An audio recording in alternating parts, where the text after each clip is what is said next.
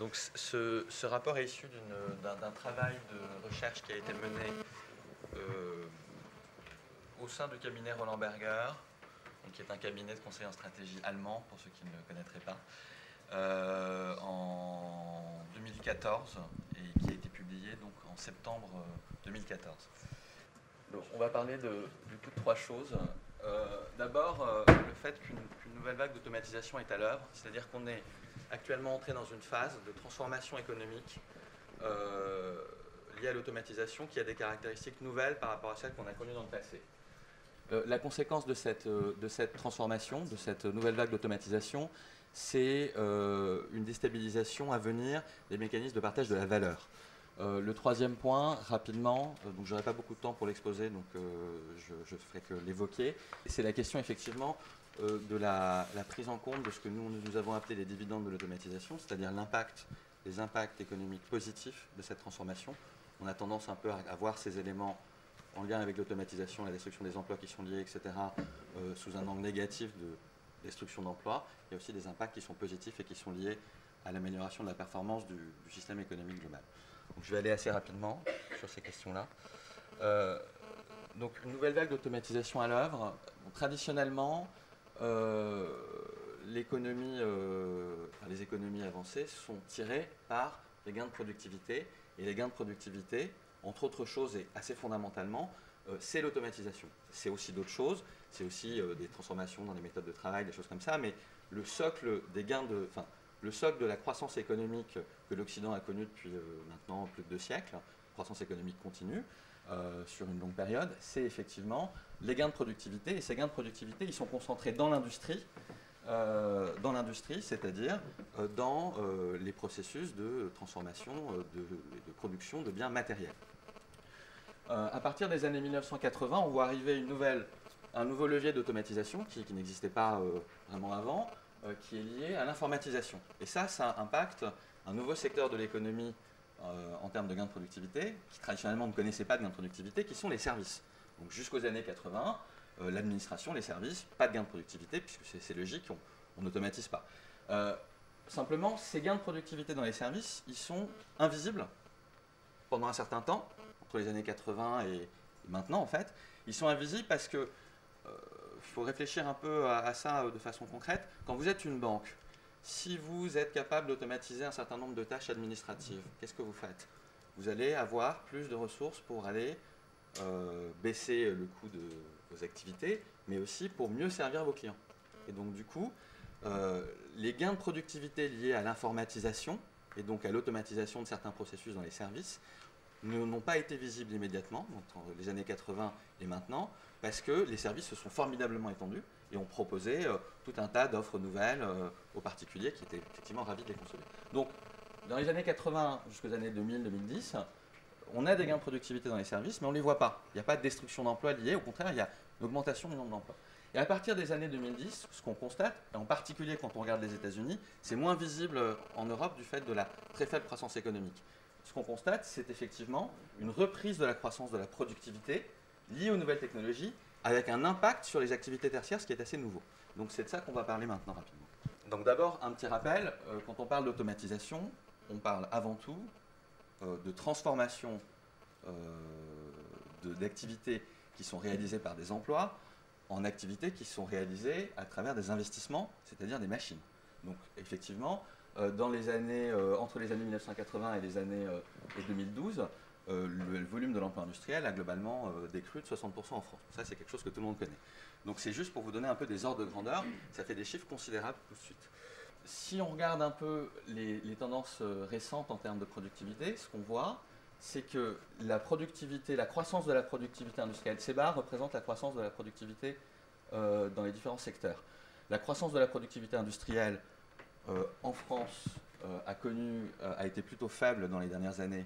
Pourquoi? Parce qu'il y a eu peu d'investissements dans la productivité, il y en a eu plus aux États-Unis.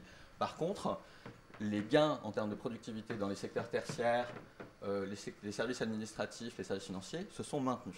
Et donc ça, c'est un phénomène assez nouveau. Historiquement, si vous regardez les tendances sur le temps long, les gains de productivité dans les services sont faibles. Et maintenant, ils commencent à être supérieurs à ce qu'on voit dans l'industrie. C'est vraiment un phénomène nouveau d'un point de vue macroéconomique.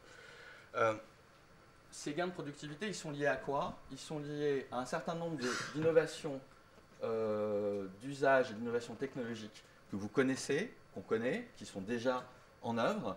Un exemple, la simulation sur prototypage numérique, c'est quelque chose qui est complètement dans les mœurs. Quand vous faites un bâtiment, vous ne le faites plus sur papier, vous le faites sur un ordinateur. Ça, c'est un gain de productivité. Ça met beaucoup moins de temps à faire un dessin d'une maison, d'un bâtiment, d'un immeuble sur un ordinateur que si vous le faites sur papier. Puis il y a un certain nombre de choses qui sont nouvelles, qui sont les technologies cognitives, la radio-identification, le prototypage rapide. C'est-à-dire au lieu de faire un dessin puis de construire un prototype, vous allez immédiatement produire le prototype sur la base des plans que vous allez faire sur ordinateur. Réalité augmentée, impression 3D, etc. etc. Et ça, c'est des choses qui sont encore non déployées en réalité, en grande partie. C'est des choses sur lesquelles il y a quelques entreprises qui sont positionnées, il y a des choses, mais qui ne sont pas d'un usage massif, surtout pas en France. Ce qui est important de garder en tête, c'est ces différentes tendances. Tout ça, c'est des choses, c'est pas, je vais le dire de façon un peu caricaturale, mais c'est pas, ça se passe pas aux États-Unis, très loin, dans la Silicon Valley, où toutes les utopies sont possibles. Ça se passe en France, par exemple. Si vous prenez l'exemple des véhicules connectés, les acteurs qui en France développent les véhicules autonomes, qui développent du véhicule autonome, c'est des acteurs comme PSA et Renault qui sont bien français et qui développent effectivement ces prototypes ici. Je ne sais pas si vous avez vu récemment, La Poste est en train de tester la livraison de colis par drone en Suisse, pas en France, mais c'est la Poste française. Donc ces travaux-là, ces recherches-là, ces innovations-là, qui sont effectivement des innovations nouvelles dans des métiers de service, elles sont avancées, elles sont en cours aux États-Unis, mais elles sont aussi en cours en Europe. Donc c'est un sujet pour demain et c'est un sujet pour ici. Alors, de quoi est-ce qu'on parle exactement quand on parle d'automatisation dans les services? Parce que c'est quelque chose qui est assez compliqué. Les nouvelles technologies permettent de faire un certain nombre de choses mieux que dans le passé. À savoir, dans le passé, on savait automatiser des tâches manuelles répétitives dans des environnements normés. Vous voyez, une usine, c'est un environnement extrêmement normé. Sur le sol, il y a des bandes rouges et des bandes jaunes qui vous indiquent où une personne peut s'installer, peut marcher, et où il ne faut surtout pas marcher parce que les robots, c'est dangereux, en fait, ou les machines-outils, globalement, c'est dangereux. Donc, c'est des environnements qui sont normés et qui sont construits pour la machine.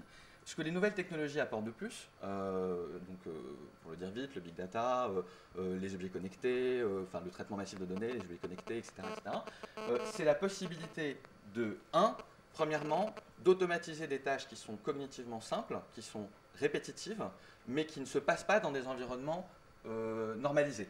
Donc ça, c'est une première chose. Je vous montrerai un exemple après. Donc ça veut dire que vous pouvez faire sortir le robot de l'usine qui est construite pour le robot et le faire travailler dans des endroits qui sont conçus pour des humains. Donc ça augmente de façon exponentielle les choses que vous pouvez faire avec des automates.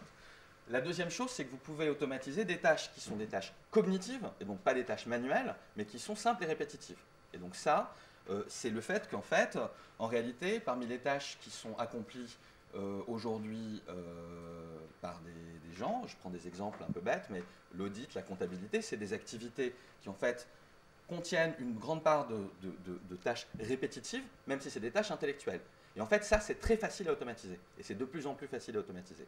Et ça, c'est une problématique qui est un peu plus lourde parce qu'on avait l'habitude d'automatiser des tâches entre guillemets, faible valeur ajoutée. C'est quelque chose qu'on voit depuis longtemps. On voit dans l'industrie progressivement le remplacement de l'homme par la machine. Ce qui est nouveau, c'est le remplacement de l'homme par le logiciel dans des activités qui sont considérées comme des activités à plus forte valeur ajoutée. Auditeur, on dit c'est pas automatisable. Auditeur, c'est pas un métier qui va disparaître, mais c'est un métier sur lequel il y a des gains de productivité parce qu'il y a des logiciels plus puissants. Et ensuite, il y a des niveaux qui sont d'automatisation qui vont un peu plus loin, qui sont liés à l'intelligence artificielle et qui permettent de faire des gains de productivité sur des activités considérées comme à forte valeur ajoutée, voire des activités décisionnelles. Donc là, pour le coup, on est sur des choses comme typiquement les métiers juridiques, les choses comme ça. Et là, effectivement, il y a un nouveau sujet qui est la possibilité de faire de la substitution de l'homme par le logiciel sur des choses qui sont considérées de tout temps comme des activités très proprement humaines. Alors, qu'est-ce qui ne s'automatise pas? Parce qu'il y a des choses qui ne s'automatisent pas. Qui ne s'automatisent absolument pas à ce stade. C'est les activités qui impliquent de la perception, de la manipulation, du contact client, des choses comme ça. Ça, pour le coup, même s'il y a effectivement des expérimentations chez Carrefour avec les robots Nao pour animer faire de l'animation commerciale, toutes ces activités-là, elles ne s'automatisent pas, et en fait, la plupart du temps, les entreprises des secteurs tertiaires encore, lorsqu'elles font des gains de productivité sur des activités plutôt manuelles et répétitives, ça leur permet d'investir du temps sur des activités de front office, de relation du client, de satisfaction du client, de prise de décision plus rapide, etc. Voilà. Donc le schéma, c'est ça au global. Donc un petit exemple rapide pour l'illustrer. Quand on dit le robot sort de l'usine, bon, ce robot s'appelle TUG. Il est en service aux États-Unis dans 140 hôpitaux. Son métier, c'est de transporter des palettes dans des environnements aussi chaotiques et aussi complexes qu'un hôpital. Donc là, on est extrêmement loin du robot industriel. La machine fonctionne de façon autonome. Il porte des volumes importants de palettes, de médicaments, de palettes de nourriture, des choses comme ça, à peu près 400 kg. Et il se déplace de façon complètement autonome dans des environnements très chaotiques où il y a des gens qui courent partout. Vous savez à quoi ressemble un hôpital. Enfin, les gens ne courent pas tout le temps partout dans les hôpitaux, mais ça peut arriver. Il y a évidemment un centre de commande à distance au cas où le logiciel du robot connaîtrait une limite ou une défaillance, qui peut prendre en main le robot à distance, mais la plupart des tâches sont effectuées de façon automatique. Et ça, c'est vraiment intéressant parce que ce qui rend ça possible, c'est la puissance de traitement de la donnée. C'est-à-dire le fait que le capteur, l'ensemble des capteurs qui équipent ce robot ont connu une baisse de coût extrêmement importante dans les dernières années. Un capteur, ça ne vaut plus rien. Les capteurs permettent de collecter énormément d'informations sur l'environnement du robot. On a des logiciels de plus en plus sophistiqués qui permettent de faire du traitement, effectivement, de situations automatisées. Et donc, on a cette livraison. Et donc, on a effectivement un métier qui connaît une disparition parce que les manutentionnaires en hôpitaux, il y en a beaucoup. Et donc 140 hôpitaux, c'est assez significatif et des expérimentations vont être menées dans les prochains mois en France sur ce genre de produits. Donc ça c'est un exemple. Je vous passe les courtiers en assurance, les rédacteurs d'articles, les auditeurs, c'est une liste à l'après-vert. Mais derrière nous, notre quantification, c'est-à-dire on a pris ces éléments-là qui sont jusqu'à maintenant, que je vous ai décrits de façon qualitative, et on s'est dit comment est-ce qu'on quantifie cet impact. Alors ça c'est un peu compliqué parce que c'est très facile de quantifier les destructions d'emplois. C'est très compliqué de quantifier les créations d'emplois. C'est-à-dire qu'on voit bien qu'on a une nouvelle économie dans laquelle certains métiers vont disparaître et dans lesquels des métiers nouveaux vont apparaître. Parce que les gains de productivité permettent de libérer du temps de travail qui permet de faire autre chose. La difficulté de l'exercice, c'est que nous, on sait quantifier les destructions d'emplois, on ne sait pas dire quels seront dans 10 ans les nouveaux emplois qui auront émergé entre-temps. On ne sait pas faire. Donc ce que je peux vous donner, c'est une photo des emplois qui peuvent disparaître ou des probabilités de disparition. Et je m'appuie là-dessus sur une étude qui a été faite par deux chercheurs d'Oxford, qui a été appliquée aux États-Unis et qui procède d'une façon extrêmement analytique. Ils prennent 700 emplois, enfin ils divisent l'emploi en 700 catégories. Pour chacune de ces catégories, en fonction d'un certain nombre de critères, ils donnent une probabilité d'automatisation, donc de 0 à 1. 1, ça veut dire il est très probable qu'à moyen terme cet emploi soit automatisé. 0, il est peu probable ou il est très peu probable. Enfin, il est impossible que cet emploi soit automatisé.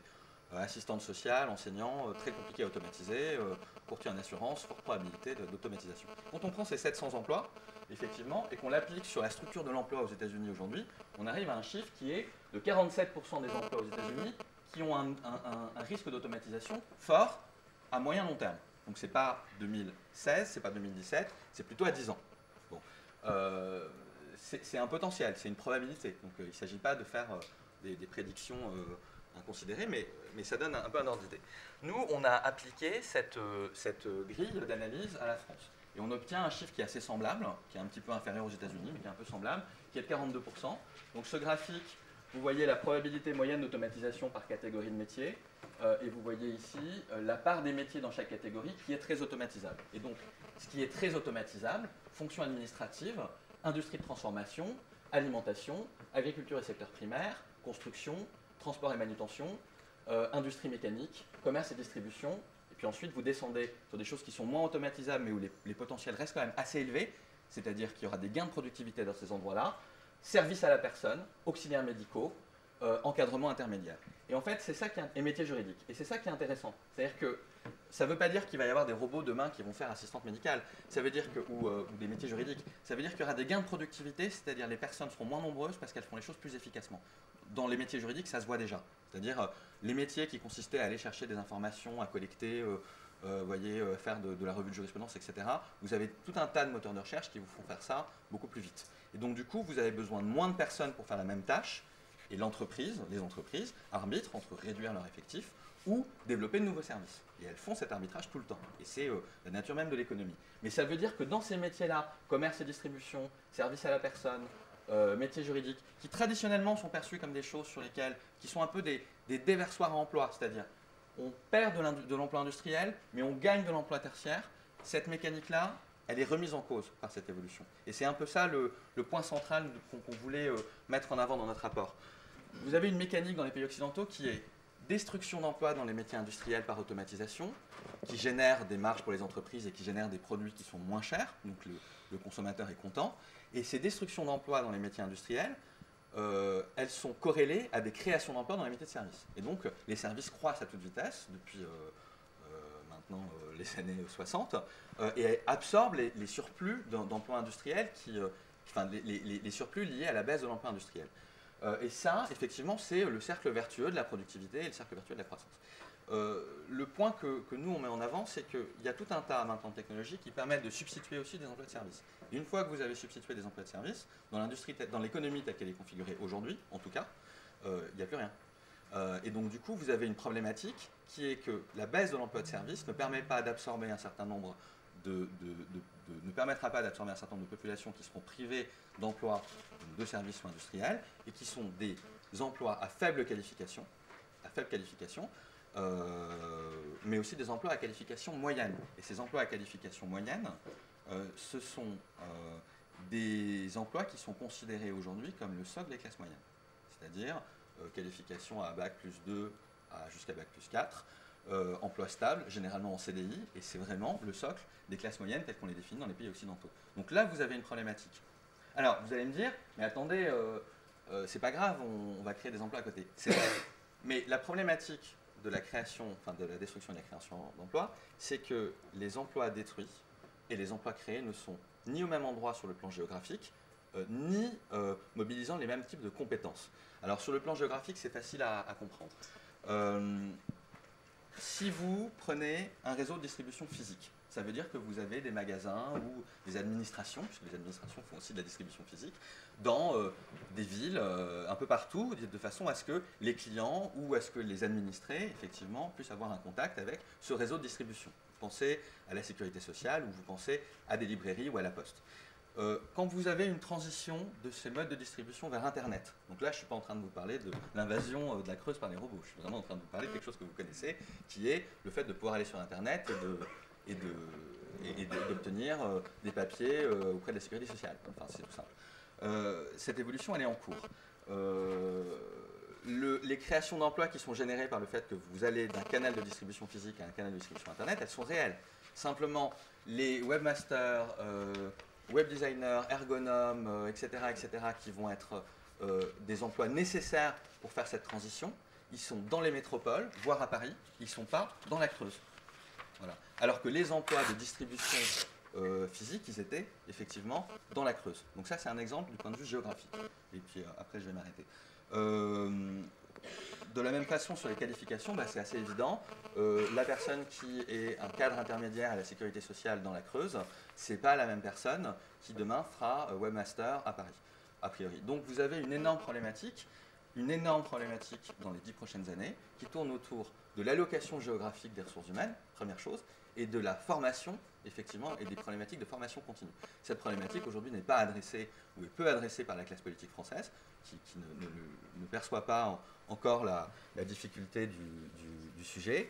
Elle est adressée non pas par la classe politique, mais par la structure de l'économie aux États-Unis, qui est beaucoup plus flexible et où les allocations de ressources se font de façon plus brutale et plus libre. Mais un certain nombre de pays européens connaissent des évolutions qui sont semblables et ont des systèmes de formation continue plus performants. L'exemple scandinave revient toujours, mais c'est vrai aussi des Allemands, qui permettent effectivement de mettre en œuvre ce type de transition. Donc, pour le dire vite, voilà un peu les sujets clés et les éléments clés de notre étude. 42% de potentiel de potentiel à terme d'emplois délocalisés, pardon. Et on avait fait un peu des projections sur ce que ça signifiait en termes de chômage. Ça, c'est juste pour vous faire peur, puisqu'il y aura des créations d'emplois aussi. Si vous vous dites qu'une fraction seulement de ces 42% d'emplois automatisés vont disparaître, ça veut dire quoi ? Ça veut dire un scénario intermédiaire, alors entre le scénario faible et le scénario extrême, un scénario intermédiaire où on se dit il y a assez peu d'emplois du stock, c'est-à-dire les emplois existants sont assez peu automatisés, c'est les emplois nouveaux les emplois nouveaux qui viennent d'être créés qui sont plus automatisés, qui sont plus impactés par l'automatisation. Vous arrivez déjà à des taux de chômage qui sont plutôt du côté de 14%. Donc c'est extrêmement sensible cette histoire-là. Voilà. Donc je m'arrête là. Je vous remercie.